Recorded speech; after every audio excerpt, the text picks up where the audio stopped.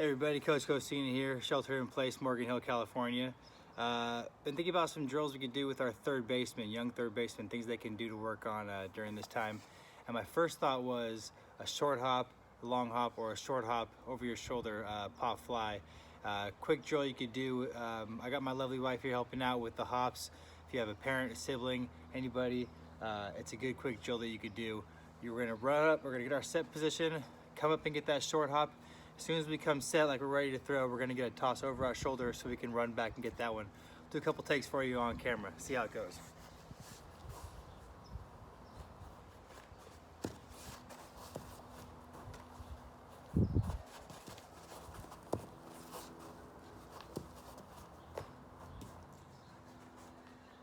All right. Dropped that last one, but hey, that's why we keep doing it, keep doing it, keep doing it. There are two more things I want to talk about with the third baseman. First being your placement. If I'm going to compare baseball to a football team, my third baseman is a linebacker. My outfield is the safeties, so they're playing behind him defensively. My shortstop, my second baseman are my corners. You've got your quarterback and your catcher are basically your defensive line. They're rushing the guy with the ball. Linebacker, you know your area. You've got a certain amount of space to your foul line. You've got a certain amount of space to your shortstop who has reign over everything. Okay, so know your bubble and own your bubble. Before the pitch is thrown, use that foul line to your advantage. You know you have X amount of feet to your right. Okay, is that a step in a dive? Is that a step more than you would normally lead off of a base? Work on that every day at practice. Work on a step in a dive. Then we think about to our glove side, shortstop. We don't want to overplay the shortstop's area because they are the athlete. However, anything to our left as a third baseman, anything we can cut in, we're gonna make that play. Unless the shortstop is set up to field the ball, we're not gonna take it. We want that ball. Our momentum to the ball this way takes us towards first base, whereas the shortstop coming this way is going away from first base. We need to take everything we can in this direction. Anything over our shoulders, shortstop's gonna own that anyway. Let's work on this triangle portion of the infield, from the pitcher's mound to the foul line and home plate. The third baseman owns all that. Okay, ball in, ball back. Little things like placement. Know at your home field, how many steps do you have before you hit that foul line, that fence? When you get to an away game, before you start infield, outfield, run. How many steps do you have on a foul ball towards the foul line? Do you got 15 steps? Do you got 10 steps? Do you know you can really bust it and go all out for a foul ball late in the game? Figure that out. The last thing I want to talk about is covering third base on a throw from the catcher. A lot of coaches I've heard, and I've bickered with people about this. Coaches want third baseman to catch the ball in front of the bag to shorten the throw from the catcher.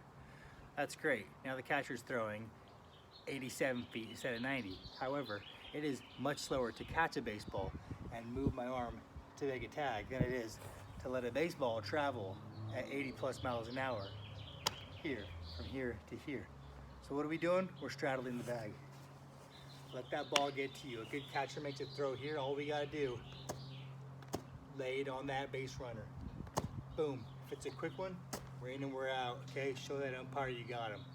We want to be here. And if it's a low ball, we're gonna get it and we're gonna go down. If we get spiked, we're gonna get spiked. We're also gonna get that runner out. Own the bag. We need to come off if it's a bad throw, but this is where we want to be. We want to give our catcher this target on a throw from third. Catch, tag. All right.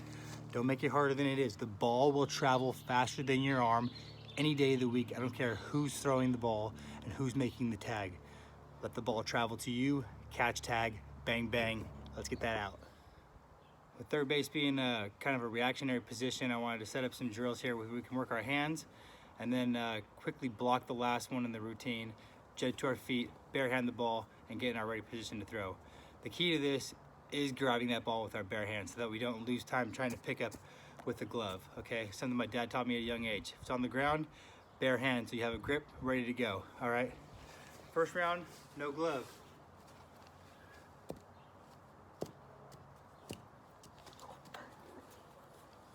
we'll get the glove on.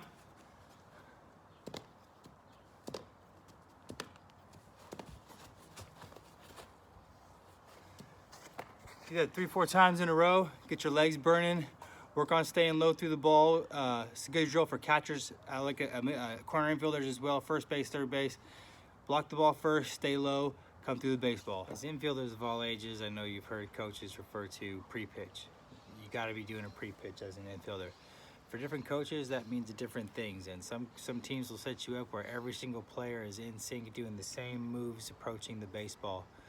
I think pre-pitch should be an individual type feel, and I've changed mine up throughout the years, and I'll show you the 3 that are the most common methods and the ones that I've used also throughout my playing time, and ones that I've offered as advice as a coach. First is the most basic. You've probably heard this, old timers have heard this 1-2 step. Basically, we're going right, left, and we're getting set up for the ball. This is to help get our momentum going in. Okay, show you the front side. 1, 2, and there we are. Glove out. Most importantly, our glove is out. 1, 2, glove is out. From the side view, 1, 2. Now, the problem I have with this is what I used a lot growing up, but over time I realized I had really good range one way, but not the other. Mainly due to my momentum getting set here. I'm always ready to go this way. I wasn't ready to go to my right as well. What I switched to was what is common now in the pros and in Little League is the hop.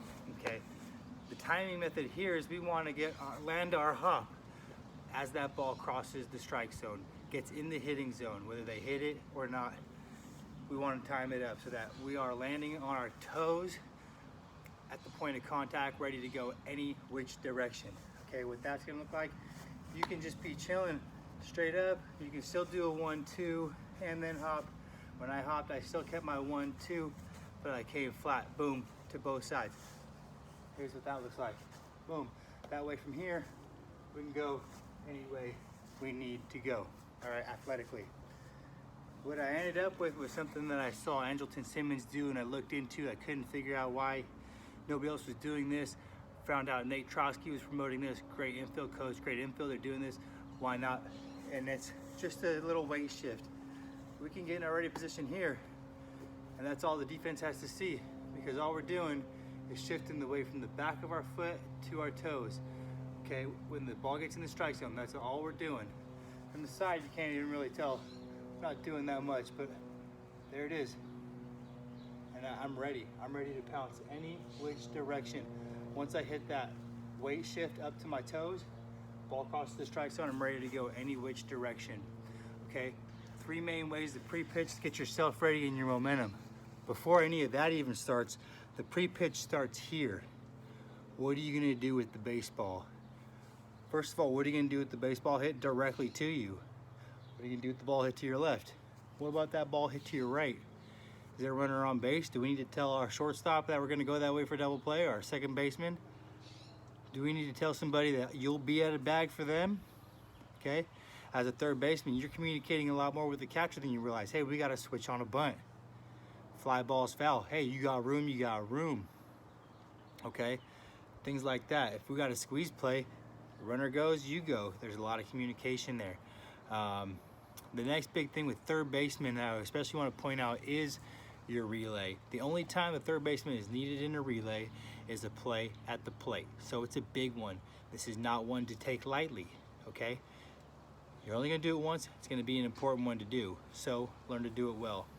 The first thing is getting yourself set up. Give yourself a big target, open up wide, okay? Make yourself as big as you can.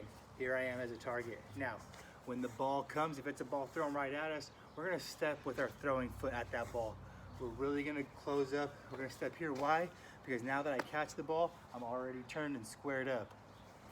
My biggest tip to an infielder on a cutoff is be your own eyes, okay? For example, ball hit, boom, it gets past me. I don't wanna turn around now and wait to hear the catcher who might have his mask on. The crowd is cheering. You don't wanna have to try and hear him. So, simply look over your shoulder, line yourself up. Yourself lined up, move with the ball, make that throw. My next tip on the relay is that you may sometimes need to go get it, or give ground. Do or die play, go ahead, try to make that pick and that throw. But if you see the ball's dying, go up and catch it before it hits the ground. If you see it's gonna hit the ground but get a good hop, make way, give it a good hop to you that you could play so that you can make the next best play available. Good strong throws, hit your relays.